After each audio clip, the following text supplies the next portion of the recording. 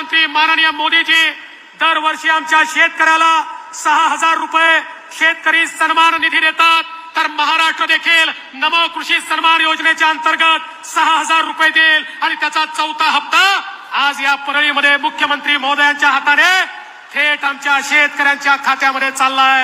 उपस्थित सन्माननीय मुख्यमंत्री एकनाथजी शिंदे साहेब आणि सर्व मान्यवरांना विनंती आहे की आपण नमो किसान महासन्मान योजनेचा चौथा हप्ता ऑनलाईन रिमोट कळ दाबून वितरित करावा। सहर्ष आमंत्रित करते माननीय मुख्यमंत्री श्री एकनाथजी शिंदे साहेब, माननीय कृषी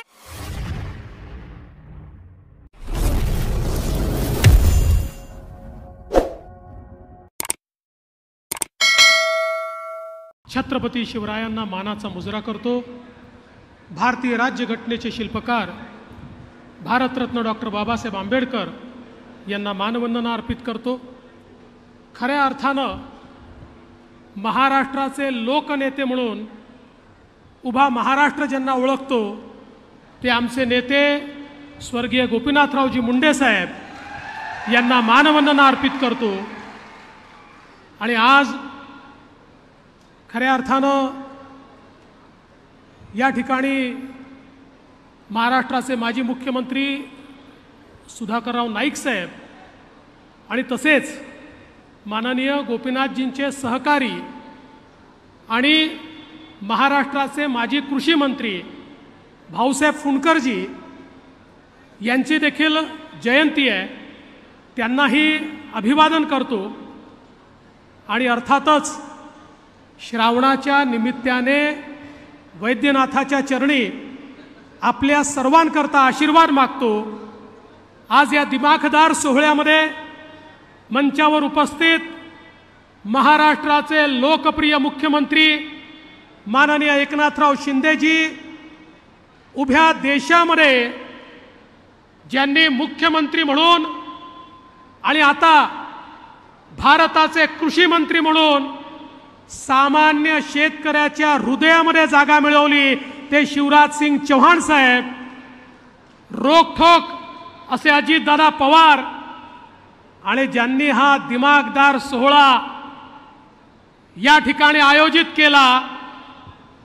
खऱ्या अर्थानं कृषी मंत्री म्हणून ज्यांनी अतिशय कमी वेळामध्ये आपल्या कामाची चुणूक उभ्या महाराष्ट्राला दाखवली ते महाराष्ट्राचे कृषी मंत्री धनंजय मुंडेजी। तद्वतच या ठिकाणी मंचावर उपस्थित असलेल्या महाराष्ट्राची रणरागिणी आमच्या पंकजाताई मुंडे, पाशा पटेलजी, बांबू फेम,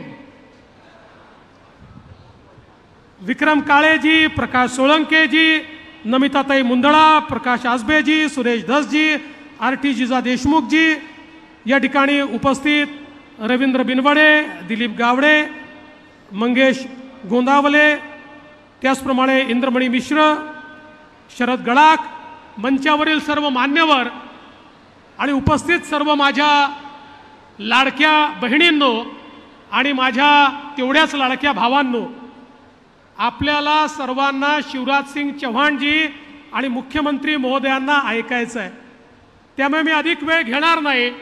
पण धनंजय मुंडेजी, मी तुमचं मनापासून अभिनंदन करतो की तुम्ही एक अतिशय सुंदर आणि भव्य अशा प्रकारचं कृषी प्रदर्शन या ठिकाणी आयोजित केलं आणि कृषी क्षेत्रामध्ये होणारी क्रांती बीड जिल्ह्याच्या आणि मराठवाड्यातल्या शेवटच्या शेतकऱ्यापर्यंत पोचली पाहिजे, ही तुमची तळमळ या आपल्या कार्यक्रमाच्या माध्यमातून आम्हाला दिसते आहे। आणि खऱ्या अर्थानं या निमित्ताने दोन महत्त्वाचे कार्यक्रम माननीय मुख्यमंत्र्यांच्या हाताने आणि शिवराजजींच्या हाताने होत आहेत।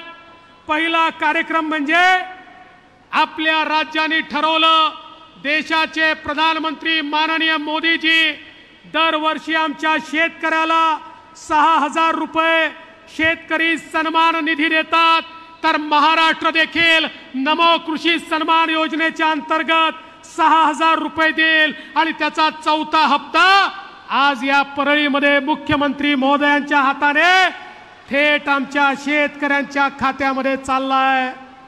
आणि त्याच वेळी आमच्या लक्षात आलं मागच्या वर्षी दुष्काळाच्या काळामध्ये कापूस आणि सोयाबीनचे भाव पडले. आम्ही ठरवलं भावांतर योजनेच्या अंतर्गत आपल्या शेतकऱ्याला मदत केली पाहिजे. कॅबिनेटचा निर्णय घेतला. दुर्दैवाने लगेच आचारसंहिता लागली म्हणून आम्ही ते पैसे देऊ शकलो नाही. पण आज ते पैसे देखील शेतकऱ्यांच्या खात्यामध्ये कापूस आणि सोयाबीनचे पैसे हे